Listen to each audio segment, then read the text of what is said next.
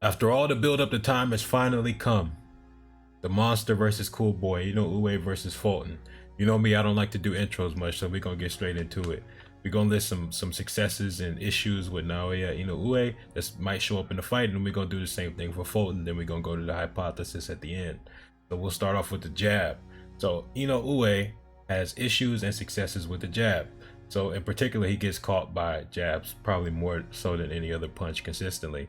And that's due to several factors. One of them is when he's coming forward, he's open to it because he's less defensively responsible. And the other is the type of high guard he uses that's open up the middle for straight punches. And so I'll show some examples here, and then we'll go and talk about the other things related to the jab.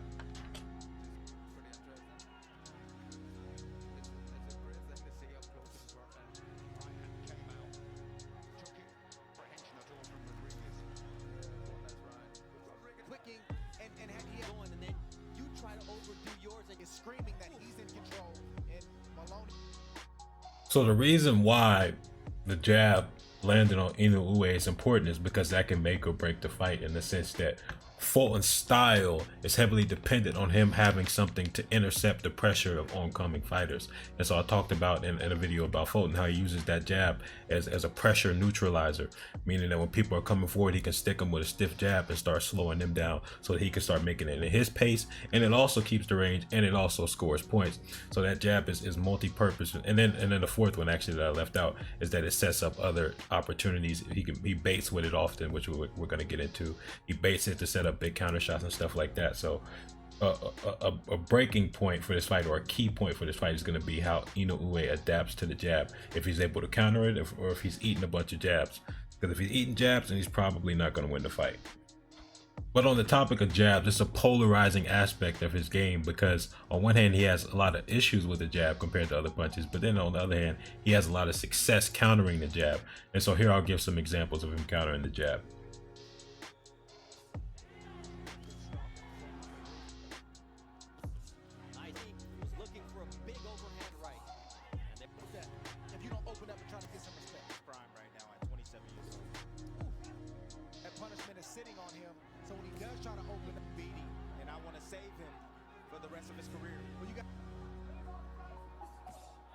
So as far as counters to the jab go, he has a wide range and arsenal of punches that he can rely on, from uppercuts to there's some left hooks that I left out, no pun intended, that I left out. But he counters the jab with a jab. He counters it usually with the right hand, but basically the idea is get your head off the center line and then slip a punch in there while they're jabbing and that shoulder is extended. And keep in mind, this is even worse for somebody who fights out of a guard with their left hand lower, like Fulton, because when that jab hand retracts back, it's not going to retract back to their head because they're not fighting out of a high guard. And so that leaves that opening even worse for the counter to be there. And then one of the counters to the jab that I was really interested in was the overhand, because I hadn't seen him throw an overhand over the jab before, and the overhand seemed to be a successful counter to the jab in the Fulton versus Higai fight. And so I was like, okay, does he have that in his arsenal? But if you go way back, there's a couple examples of him throwing it. I can't say it's a big part of his game, but it could be a part that he could work on for this fight.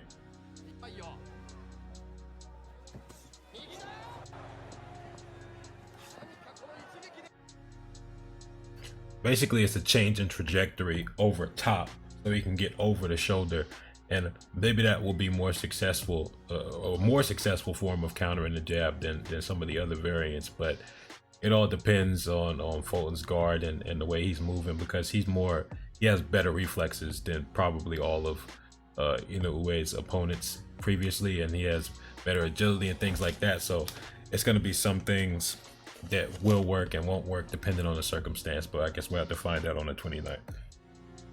And one of the issues he might run into is having to chase down Fulton and the type of opportunities Fulton is going to have because of that. And sometimes Inoue gets a little bit reckless with his defense and abandons some fundamentals and even overextends on some punches, and that could leave him open to counters. And so we'll talk about cutting off the ring in more detail later on, but for now we're going to look at some examples of him putting himself in bad positions or getting countered while trying to chase down his opponent.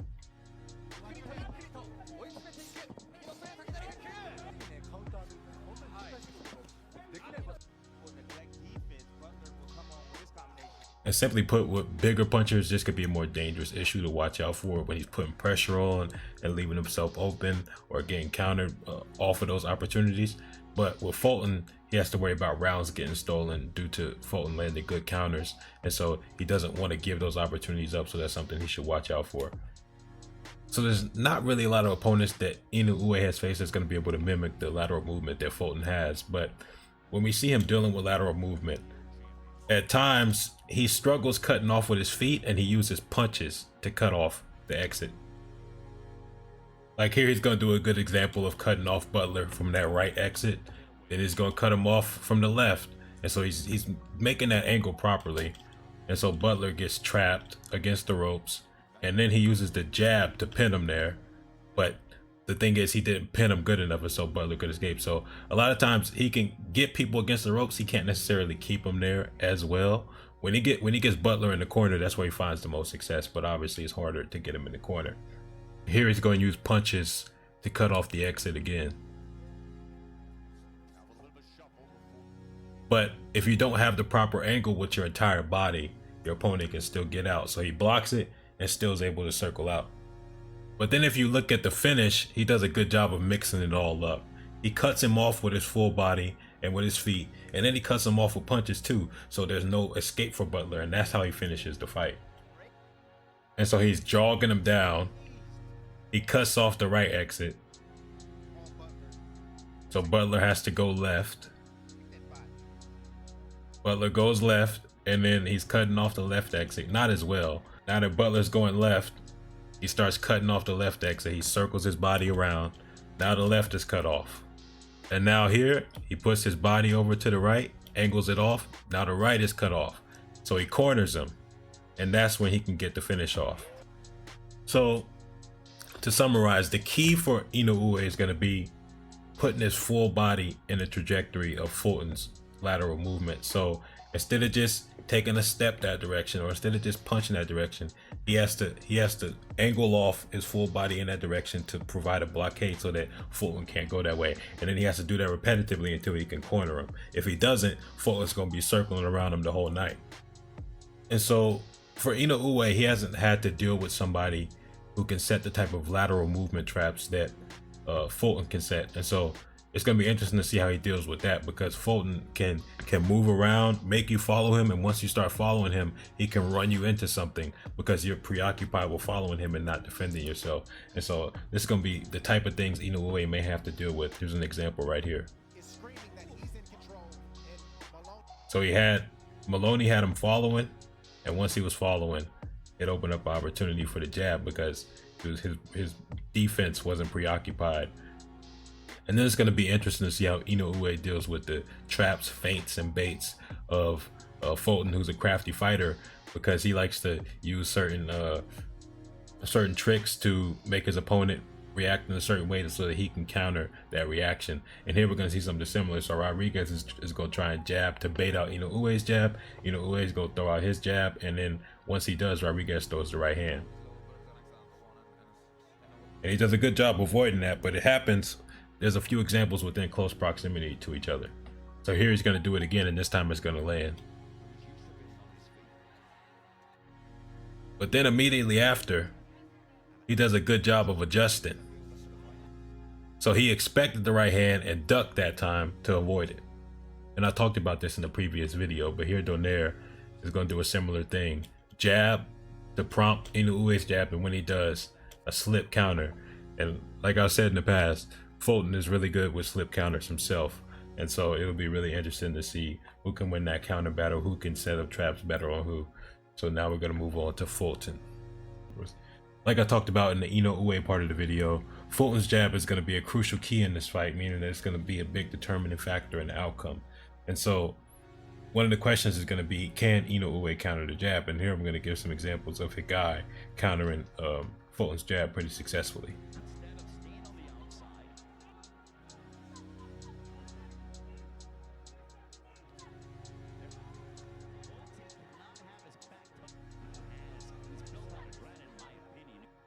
And so by countering the jab, you slow down a very important part of Fulton's offense and defense, and range control and setups. That jab and that lead hand is a very crucial part of what makes Fulton so successful. And so if Inoue can get in there, counter that jab, hurt him, or do anything to nullify or reduce the chance of Fulton wanting to throw a jab, then he can really start to take over the fight. But if that jab starts landing, which we'll show examples of later on, we'll show Fulton how he controls with the jab. If that jab starts getting control of the fight, well, then Fulton starts gaining control of the fight. So the jab is very crucial. That jab has so many purposes for Fulton, and we probably wouldn't be able to cover it in this breakdown. But one of the main ones when he's dealing with somebody putting pressure on him is that he's going to use it as an intercepting counter to stop or slow down their pressure.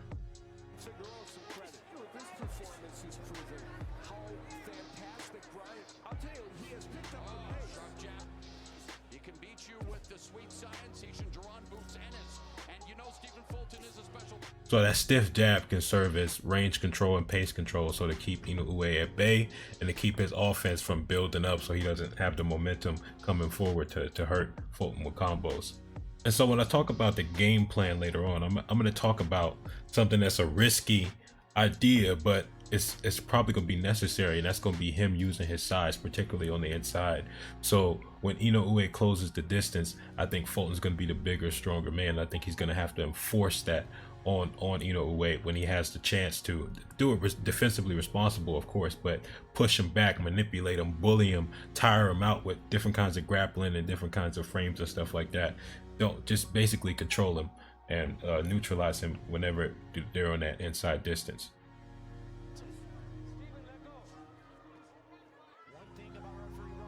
And so I would give some examples from the Figueroa fight of him being able to push back and being able to compete with a bigger, stronger man. And so he can use some of those attributes he has to try and neutralize Inoue from getting in good positions on the inside.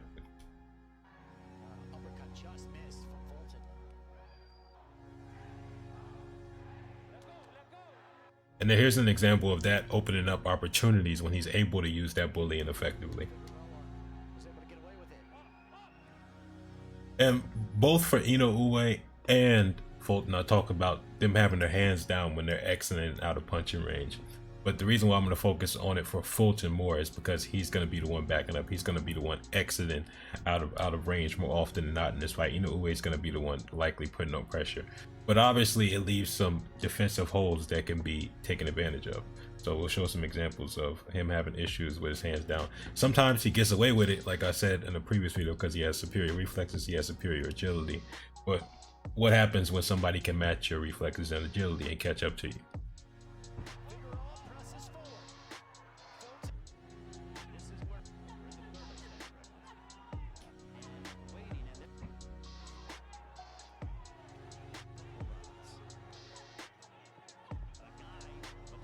One underrated aspect of what Fulton's going to have to bring to the table is him initiating offense, because obviously he's a back foot fighter. He likes to fight going backwards, but sometimes he'll come forward with some surprising stuff, and that's how you mix up your offense and defense, and you mix up your style so that they can't constantly predict what you're going to do.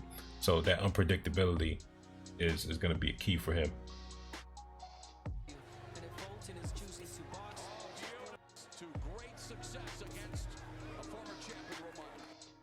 And arguably Fulton's best ability offensively is the ability to make people chase him and to make them make mistakes that he can then capitalize on with his offense. And sometimes he sets that up with traps, sometimes he sets that up with his footwork, but regardless, it allows opportunities to land good counters on his opponents when they start chasing him and get preoccupied with the chase and lose focus on their defense.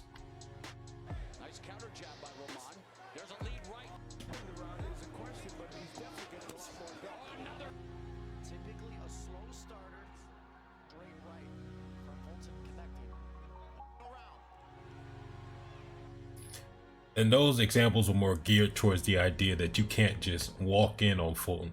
You have to have setups, you have to have disguises, because if you're just trying to walk in with pressure and you're just trying to wing big shots, you're going to get countered, you're going to get outpointed, you're going to get beaten. And so Inoue is probably not going to do that, but if he does get reckless, he will get punished. That's the whole idea there. If he doesn't set up, he will get punished. But back to one of the topics I said earlier about the baits and counters. Here's some examples of him baiting with his lead hand, his opponent falling for the bait, trying to step into range to punish his lead hand, and then they get countered. Another right, getting through the defense easily for Fulton. Another jab by Ramon. And then we'll focus lastly on two of the biggest things he has to avoid. One is going to be getting caught on the ropes, because he's heavily reliant on lateral movement and agility. So when he's stuck on the ropes, he's pinned there for a second for his opponent to let off offense. And so there's going to be a compilation of some opportunities being opened up to Hagai, for example, where he's able to land some good shots, even if it's only for a short period of time.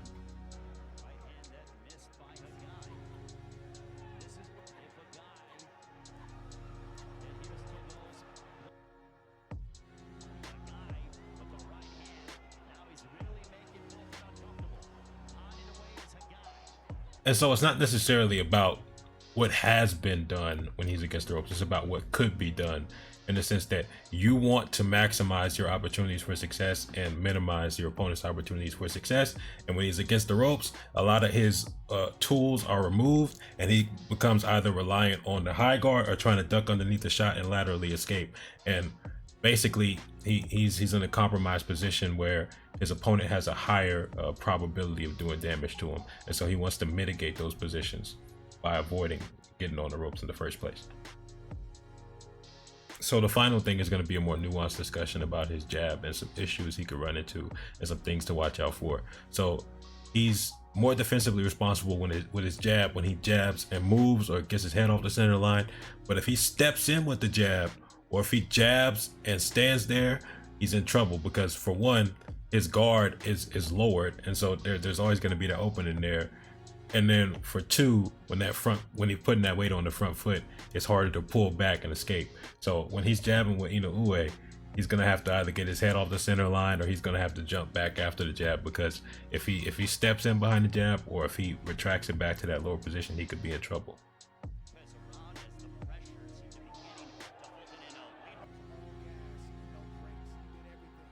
Because those are the type of issues he could run into. Now we get to the hypothesis part, or prediction. Inoue suffers from what some would call the curse of a knockout artist. Similar people have suffered in the past, Gervonta Davis, Mike Tyson, where they have a lot of skills to bring to the table, but their power, the more obvious attribute that they bring to the table, overshadows their skill. And so because of that, people may look at this as great defense versus great offense, the great defense being Fulton and the great offense being Inoue, but that's a little bit simplistic. And the reason why is because these are both pretty complete fighters in what they bring to the table. And so for one, there's the fallacy or the wrong idea that Inoue is just a come forward fighter, just a pressure fighter who walks forward and punishes his opponent. Depending on the style of the fight, he can absolutely be mostly that. But when you watch him fight, he's not just coming forward. He has great in and out movement. So a closer comparison when it comes to footwork is somebody like Bivol. I'm not saying he's better than Bivol or necessarily on the same level with footwork, but it's that balance he has to get in and out of range, and that getting out of range works oftentimes as a defense, and then getting into range, he can land his shots. But in my opinion, Fulton has the right type of skill set to give Inoue a lot of trouble, but Inoue has the right skill set and attributes to hurt Fulton. And so that's why I'm leaning heavily towards Inoue. When this fight was first announced, since Inoue is my favorite boxer currently, I was very worried for him, because I saw Fulton perform versus Figueroa, and I could tell he was a tough dude with great endurance, great skill, great movement, just an all-around complete fighter. He was capable of a lot, and he can fight on the inside well as well. So he's moving up a weight class. He's fighting a champion who's shown toughness, who's shown grit, who's shown skill. But then the more I started looking at the film, the more confident I became that Inoue has the right things and the right skills and the right attributes to win this fight. And Fulton has the right type of flaws for Inoue to take advantage of, meaning that in the Hagai fight versus Fulton, Higai was winning some of those early rounds because he was able to punish Fulton for jabbing, and when you punish somebody for doing a certain punch, they normally lessen the volume of that punch. And so when his jab started disappearing, he started having trouble winning some of those earlier rounds. Of course, he took over later because he has great stamina, and so Higai couldn't keep up, and then Higai started getting outboxed. But I think the difference here is that when Inoue is landing those counters over the jab, it's going to change the momentum of the fight. And so to me, at first I felt pretty 50-50. Over time it started getting 60-40. Probably right now it's like 65-35, 70-30.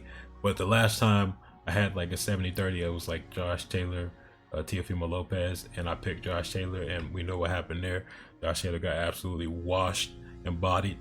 So hey, it could be one of those situations where I'm absolutely wrong, and I am biased, you know. But this is how I see bias. Bias should be attacked if it has clear, if it has a clear impact on changing your methodology, right? Like if my methodology is wrong, then you can say my bias is the reason why my methodology is wrong. But if I'm using evidence, then the evidence is what it is, right? And that's regardless of how I feel. I don't see a stoppage to the body unless it's on the inside, or unless Fulton's against the ropes, because that's where his guard rises. Normally his guard is like attached to his torso. Mostly his left arm and his right arm are pulled down to his torso, and his head is mostly open, but he moves his head well, so that's why his head is open and his body is guarded.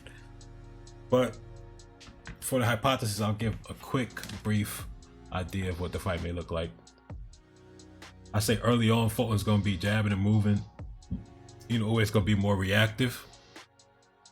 And then Fulton's going to be landing some good jabs and stuff like that. And then Inoue is going to land a sharp counter that's going to hurt Fulton. It's not going to probably like wobble him or drop him or anything like that. But it's going to be sharp enough to get him thinking, okay, I got to move a little bit different. And so he gets extra defensive and he gets extra tentative. And so from there, he's still winning rounds at times. He's winning some rounds.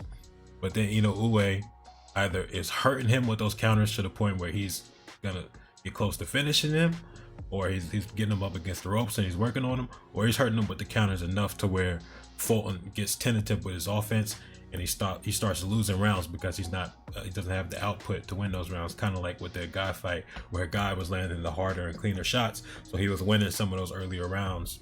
Not a lot of early rounds, but he still was winning some rounds because he was landing the harder and cleaner shots. And so I think that's how Inoue could win a decision. Not necessarily out-voluming Fulton, which he could do, but landing the harder and cleaner shots, and Fulton's going to be backed up and he's not going to want to open up. Or if he keeps opening up, there's going to be countering opportunities for Inoue. And when Inoue counters Fulton, it could be the end of the fight. When Fulton counters Inoue, it could slow him down. I think that's the biggest difference, is that both of these dudes are great counter punchers, but one counter is not equal to the other. And I think that's going to be the ultimate decider of the fight. Immortality Serum out. How can I die if I'm immortal? Monster in my eyes, I'm immoral. I ain't got no time to be cordial. Ripping up shit, I'm making big decisions. I'm feeling fire and important.